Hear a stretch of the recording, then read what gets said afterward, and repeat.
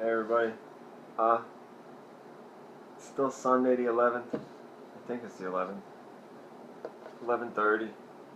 I just watched a video on Pastor Begley's channel about the stuff going on in West Virginia. I don't even know what to think. It's kind of like, I had the overwhelming urge to make this as soon as I saw it. It's a warning of what's to come. If you listen to what those people are going through with no water, just that alone. Like, I don't like saying about preparing because I know they watch these and it'll get you flagged, but I'm a Christian, I'm flagged anyway. It can't hurt to have just a little bit. You never know when it's going to happen. And if you look at all the stuff in the world, the Syria prophecy, the Israeli peace plan, the sun, the moon, stars, everything our Father told us to watch for is happening. And I think it's going to happen a lot faster than anybody thinks. Like everything's going to be fine, and then everything's not going to be fine. It doesn't hurt to have a little bit extra on hand. Although our government was wise enough to pass laws that nobody knows about, where if you have a certain amount of food stored, you're a criminal. If you plant a garden, you're a criminal. If you have seeds, you're a criminal. Everybody thought, oh, what's the big deal? A lot of people don't even know about them. And when you try and tell people about them, they look at you like you're nuts. They wouldn't do that. Yeah, well, they did. And they did it for a reason. Because they know our Father's coming. And these idiots that are in power think they're going to win. So they're doing everything they can to give themselves the upper hand. You can't beat our Father, man.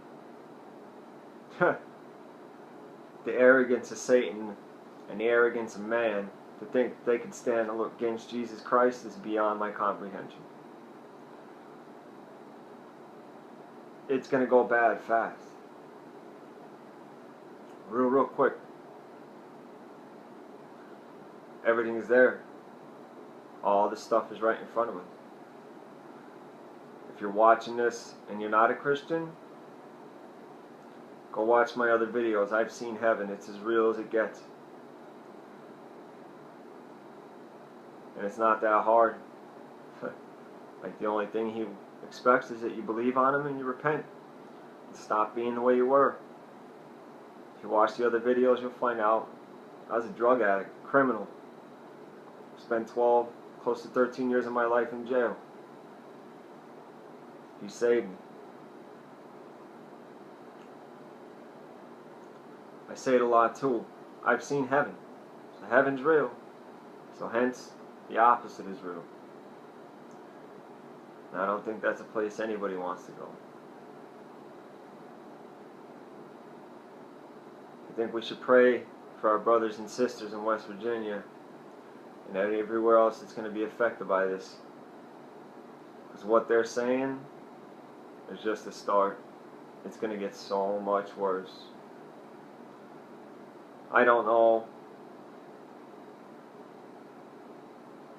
I'm paranoid. But after seeing the kind of stuff our government does, banning the Constitution for 100 miles from every border, Obama and his promise zones,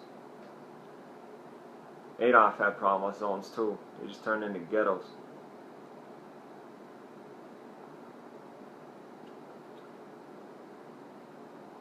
It's coming. Our Father is coming. And I know it's hard to wait. Like, the natural instinct is just get me out of here. He will, in time. We have to suffer a little bit first.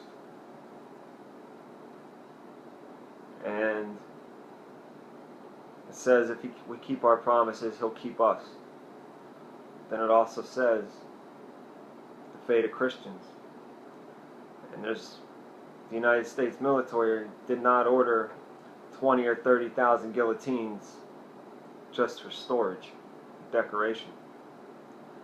There is a purpose behind every single thing they're doing. Lucifer stands behind these people and whispers in their ear.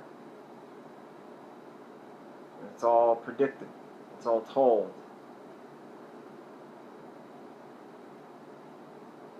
I don't know when it's going to start. I don't know when, well, I know when it'll end, but everybody keeps looking to prophecy of rabbis and preachers that are, well, this is when the tribulation is going to happen. Really?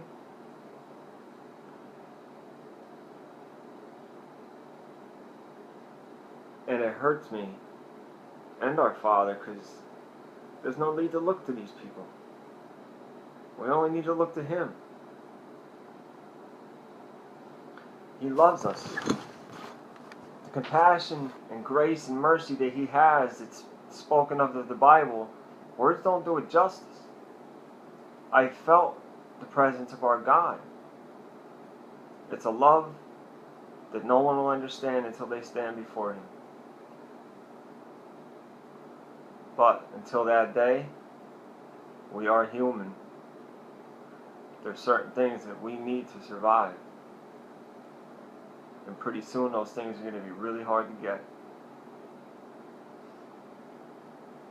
I don't want to sound like a doomsdayer or a fearmonger. It's just reality. If a chemical spill like that could affect 300,000 people,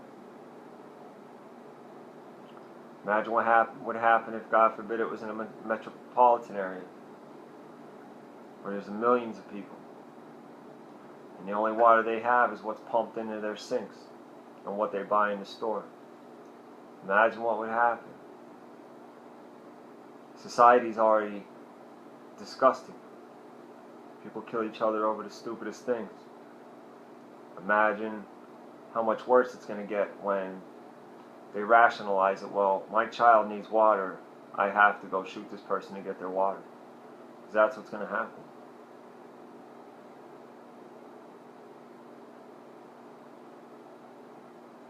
It's going to get screwy, man. Sometimes I get scared of it, then that's the natural instinct. But our Father teaches of us we're not of this world.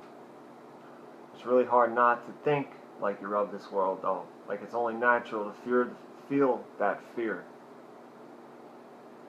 I get it for a flash of a second, and then He takes it away. He also expects you to do for yourself, though.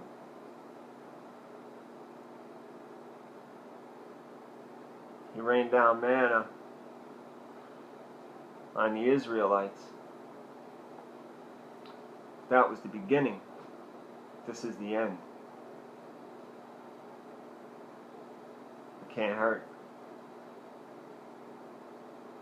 And for anybody that's watching this not as a Christian, the first thing you need to do to prepare is get to know our Father. He's just standing there waiting. And if you think it's fake, it's not. And if there's something holding you back, I was one of the worst of the worst. He saved me. He accepted me. I definitely didn't deserve it. There was this thing on my calendar last month.